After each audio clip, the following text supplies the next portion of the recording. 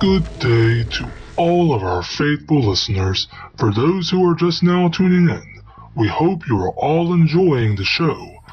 This is Mech Hour, a service that has been put together by me, your host, Tarlecht. Our purpose is to ease any anxiety or external stress on a machine's hardware or software caused by fighting the war. We here at TSRB Station play a collection of smooth jazz day in and day out to relieve any excess programs that may be running on your system at the time. We give you the news, and we serve as an open-minded hub of opinions and stress relief. Many topics come in, few get out. We will be accepting callers in a short amount of time. However, there are some topics I would like to get down to. First on the news, there is not much different topics to report. However, it has been reported that the Machine Strike Force Raid 72 has been completely obliterated. SAR units report that it is in fact the 14th and the 8th who was responsible for decimation of the strike force. It is worth noting that not only was the strike force eliminated, but a separatist contingent was eliminated as well during the campaign. But we all know what really matters, don't we? This would happen to be the 4th mechanized campaign this month that has been stalled by the efforts of pesky humans. Raid 72, you will be missed. To all those tuning in, do know that Mother grieves. She grieves for our losses as much as the humans. But this is war after all, and the loss is to be expected. Remember to keep those who have left us in the deepest corners of your memory banks, optical drives or otherwise. Also, be sure to keep in mind that Capture of the 14th and supposedly the 8th, who was rumored to be out as well, is prioritized above all else. Regarding the last of the news, save the best for last, humans might say, and I might say it is definitely the best news as it is priority news. Word has finally come from the Cenotaph. As many of you all know, the 8th disappeared from the Cenotaph quite some time ago, as it has been rumored, and the Cenotaph has been quiet since then. No word coming to or from. Coincidentally, over the last 2 weeks, a new strange girl, who claims to be a machine like the rest of us, has been fighting both the Usori groups and the Separatists out on the Usori front line, and she has been victorious in all of her endeavors. She has not shown any hostility towards any of our brethren, and many of my listeners have voiced both their opinions and their concerns over the topic. After all, when an organic suddenly shows up out of nowhere at one of the military bases, it is only reasonable to show concern. It is my pleasure to reveal that the highway of information to and from the Cenotaph has finally been reopened. Mother finally giving an official word regarding what is undoubtedly plaguing the free RAM of all of us.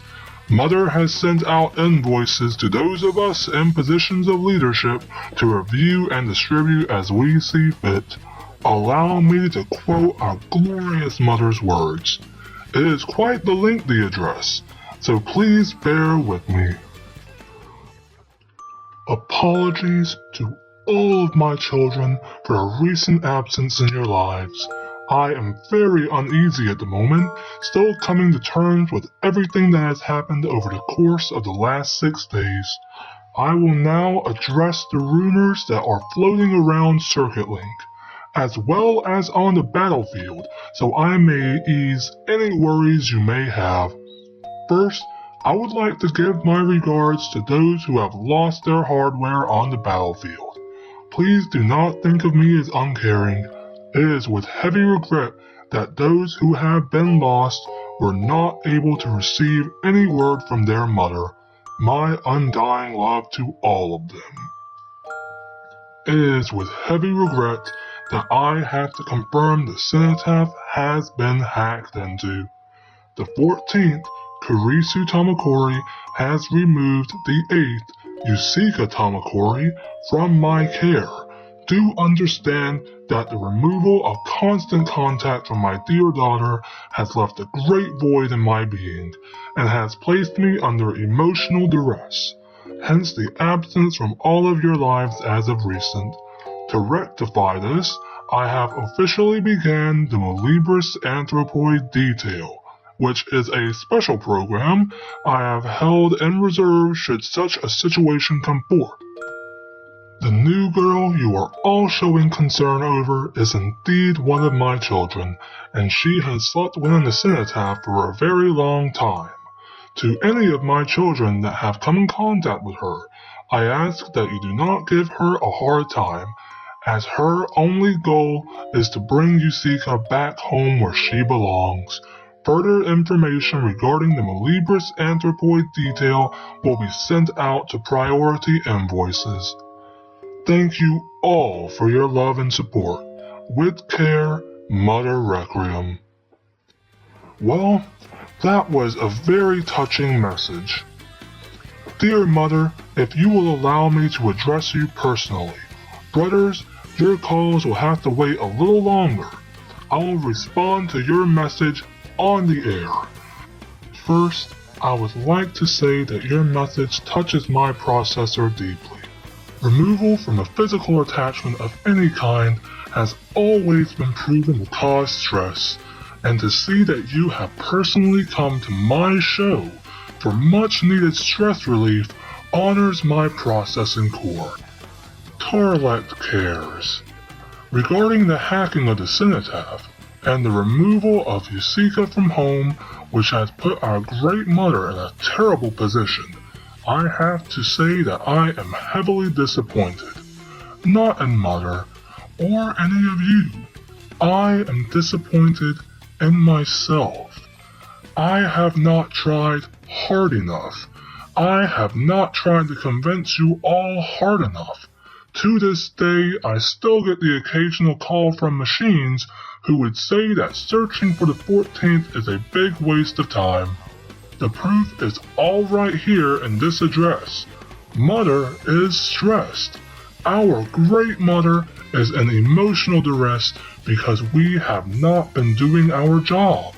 Because I have not been doing my job. We owe it to our great mother to see to it that she is not stressed, that she is not doing all the heavy lifting. She's the one who breathed life into us after all. We owe her that much in the least. Mother, mark my words. We will win the war. We will capture the 8th and the 14th. You need not worry yourself about that. It is never a matter of if, only when. Your calls after this. Critics agree there is only one human movie that can be considered a masterpiece, RoboCop. And now it's available on EEPROM. Download your copy at a replicator near you. Relive the excitement and glory of a human being transformed into a glorious, gleaming, killing machine. Act now and receive at no extra charge Dozers and Dump Trucks, a fond look back at our primitive ancestors. RoboCop, Dozers and Dump Trucks. 2 great programs, 1 low price. Make them a permanent part of your hard drive today. We will be taking your calls. For those who are new to the show, I have uploaded the calling and long-range radio contact to all who may be listening in. Today is a special day after all, because this is the first day the Cenotaph has opened its doors in a while, and therefore we will take a matter of all calls and opinions to Hunter Killer Unit HKL421 flying over the barren lands outside the Louisette, Line 5, you are on the air. So, Mother has finally addressed the rumors I've been hearing about. I can necessarily say I'm upset. I've been doing what I can to please her, but I do feel for her. Anything I can do to make her feel better. Ha ha, my good friend. I'm glad you asked. Allow me to say that our mother is most likely doing just fine.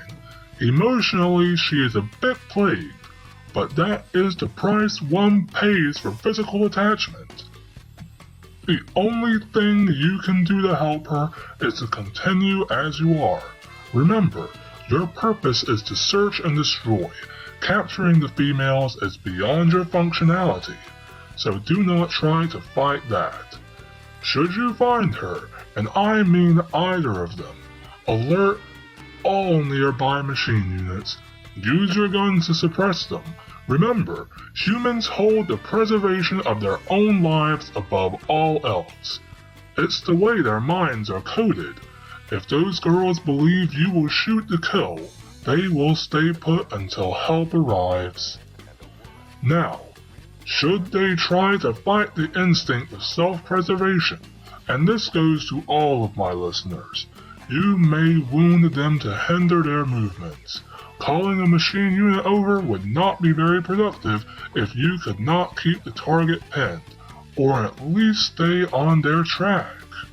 Well, the problem is that my cannons disintegrate flesh, large portions of it. If anything, I'd end up killing them before I wound them. That's my worry. Ah, I see. You're worried about them dying. The best you can hope for is to stay high and follow them should they try to attempt an escape. Hunter-killer drones like yourself come equipped with multiple floodlights. Keep one of your lights on them at all times. Pursue them. The other two, just wave them around. Try to gain the attention of any other machines who may be in the immediate area. I'm positive upon the apprehension of either one of the females, you will be granted an audience with our loving mother. On to our next caller. Cargo ship Conta, parked within Pike's Glory, you are on the air. So you know my function is to carry materials, precious ore and similar, that the labor camps mine out to refineries for processing, and then carry them out again either to Turbine or to one of the 8 major military bases. My services have been extended to carrying the bots to battle-heated zones. I was wanting your opinion on something. I have large cannons of my own, but these cannons actually use my biox supply as a form of ammunition. If we're fighting the pesky humans, how come I cannot fight alongside my brothers by laying down a barrage of support fire? I need a proper weapons system. Cargo ship? I do not know what you are trying to complain about. I want you to listen to me. There are no design flaws in your function. You are not a military unit. Yet, as of recent, you have to endanger your well-being to deliver battle-ready robots to the field. You are one of the few machines that endanger yourself for their sake, not the other way around. The only reason you have been mounted with any form of weaponry is to defend yourself. I might add that you have been given a weapon so powerful that it requires you to use a high amount of your own personal biox supply. A weapon powerful enough to rival the power of the guns of Taurus that defend our home. Continue your excellent work. On to our next caller. Taurus Mortar 12, mounted within Basilicon Pike of the outskirts of the crops. You are on the air. So I sit. I wait. I wait until I'm told to fire at something. I fire and I hit my target quite a lot. I see. You're a powerful weapon, and we are always thankful for your support. What was your question? Well, I'm bored, and I don't know what I'm doing with most of my life. I feel like I'm just taking up biox another machine can be using who is out there, well, fighting the war. All I do is sit outside the main modes of the turbine. I am the only mortar to first receive power from the power plant, as well as the Taurus guns. I think I can skate through all the Taurus series when I say we feel as if we are not as useful as we're supposed to be. Whenever I do fine, I hear that we use a good amount of biox reserve, and that makes me feel horrible. Ah, nihilism. Taurus, I'm disappointed in you. You, and by extension all of the Taurus series of machines, have no reason to feel useless or worthless. You are all here for one purpose: defense. The fact that you have not had to fire your cannons for a long time should make you feel proud, accomplished. It means you are doing your job of keeping the pesky humans and any other threats to our wonderful home at bay. Mortar 12, you function as a bombardment machine. You fire powerful shells of concentrated biox as well as other chemicals at targets. You are capable of leveling garrisons to the ground and deeper in one fell shot. As with cargo ship, the price you pay for such power is a sacrifice of mobility and the sacrifice of biox reserves. You, however, should not be worried. You and the rest of the Taurus series are directly attached to Turbine's power plants, meaning you are one of the few machines who will never have to worry about shutting down due to lack of power. The biox that you are attached to is not there for other machines to use. It is there for the sole purpose of your volleys. If anything, you should be very proud of yourself. The mortars have saved many machine strike forces from taking what could be insurmountably high losses. Similarly, the guns of Taurus, even though not fired as much as of recent, have an excellent record and history of taking out entire armies of tens of thousands of humans or more in a couple of short hours. Your purpose is the defense of our home, and by extension, the personal defense of our Great Mother. Your roles are very important. The time you spend not shooting your cannons at a target, use that time to think of yourself and your love for our mother. Use that time for relaxation and recreation. After all, Circuit Link has a variety of entertainment options for all machines who are currently not in service of the war. Use these services as you'd like. Your usefulness is anything but useless. Mother loves you. Line 6, you're on the air.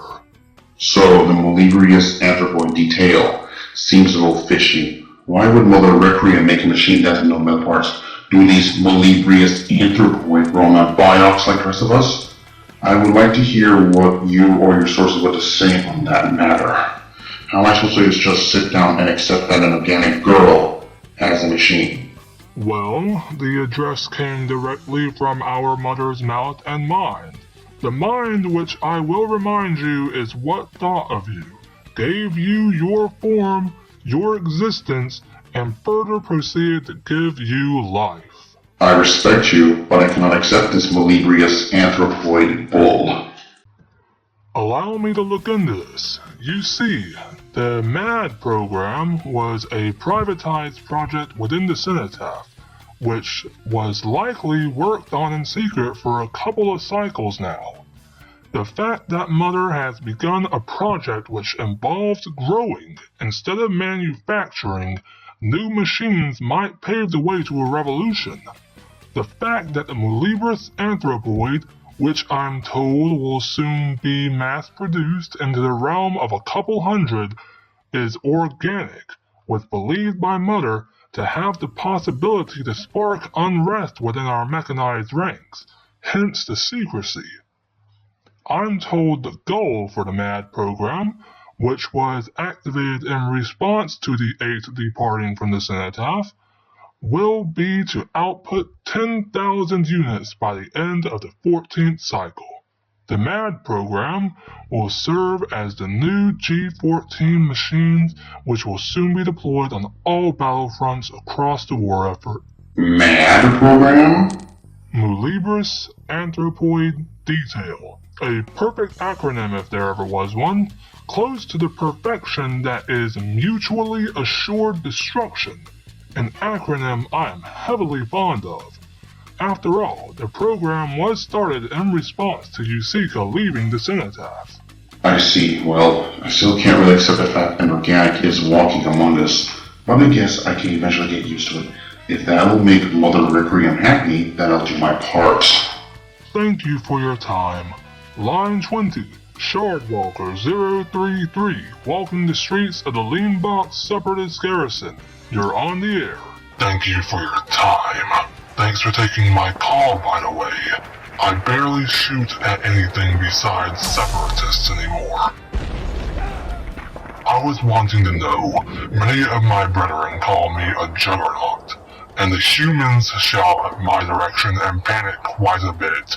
Why is that? Well, it should be obvious. You're a dreadnought-class machine, on par with the ancient capital carriers of the times long past when the world was under the rule of a god. As short a time span it may have been. Your size and power draws attention, and a lot of it. If I'm not mistaken, Shardwalkers are armed with Taurus-class weapons, are you not? Yes, I am. I'm really the only one of my kind out here. What is with that? Well, there's your answer. Taurus weapons and systems require a lot of biocs to run. Shardwalkers, however, are special. Your kind are like walking mortars, towering 120 meters. You lay a suppressing barrage of acid and caustic weapons none could hope to survive, both machine and human alike. Your presence, if anything, is a direct statement to the enemy that our mother now owns the ground you are walking. It is no wonder you draw attention to yourself. You are both armed and heavily armored. I don't really like the attention though. They scream at me and are constantly unloading all of their weapons on me.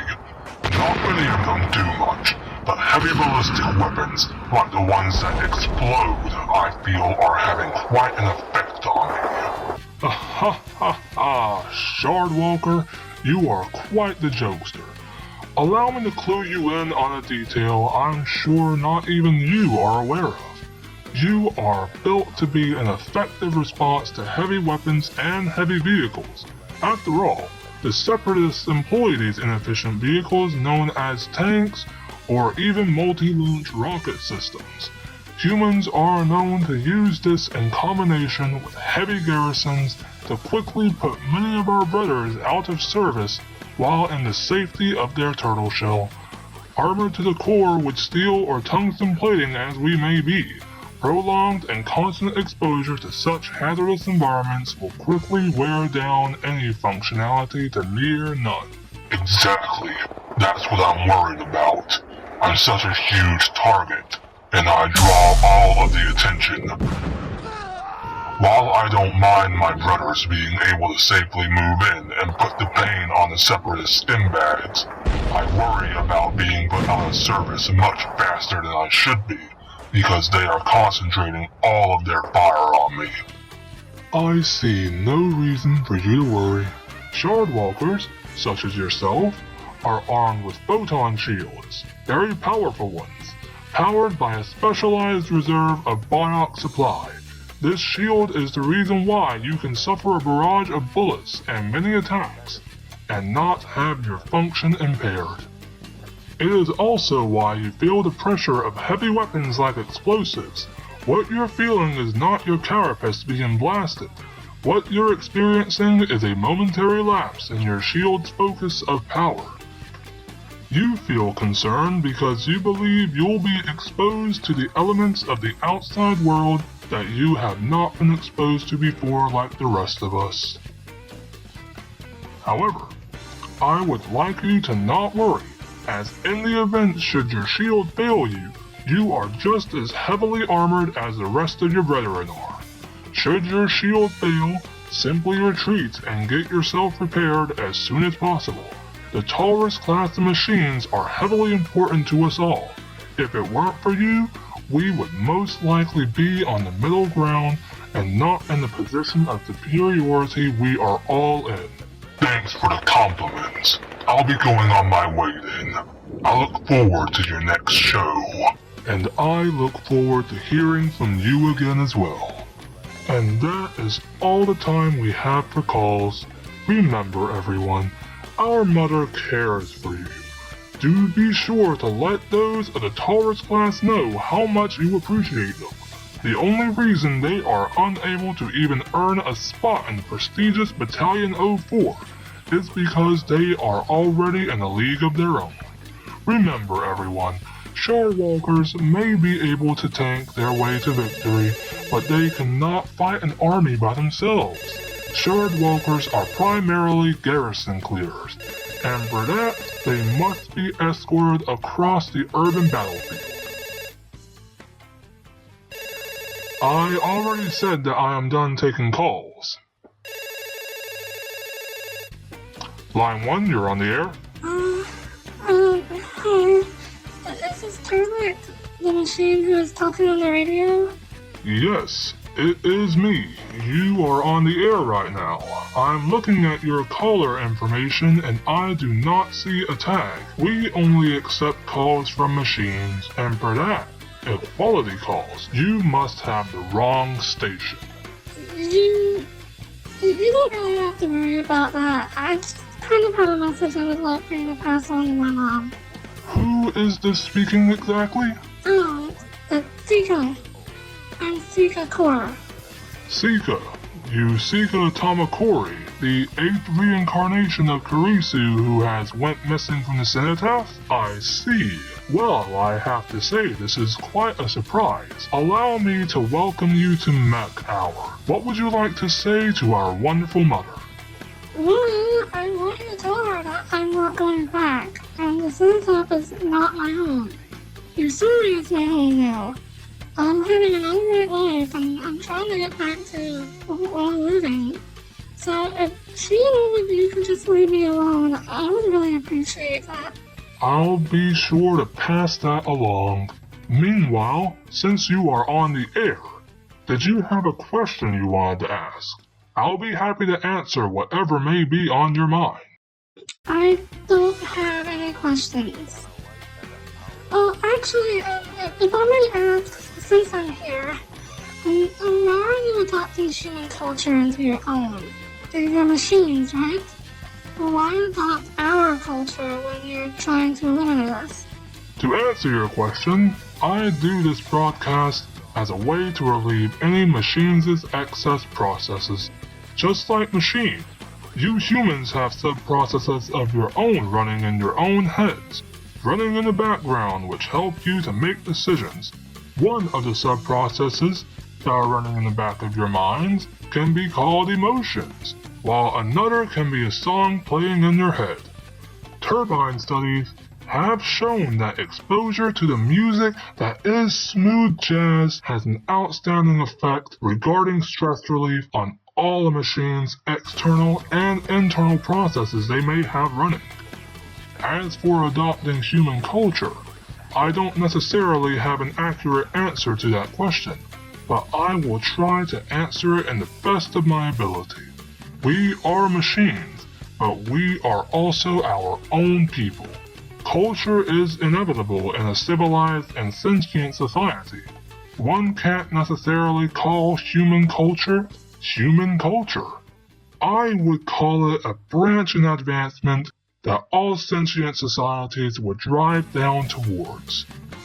Who's to say that radio shows, digital entertainment, or otherwise are exclusive to human society? Well, I can't say that. I do like how you...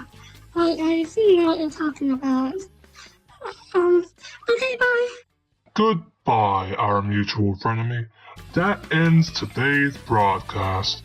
I want all of you to remember, and this goes to all of my listeners, Yusika Tamakori included. Mother loves you. This has been Tarlecht of TSRB Station. Remember, we share because we care. Remember to tune in tomorrow for more machine news. May Mother watch over us all. And now for the stress relief you all depend on me for.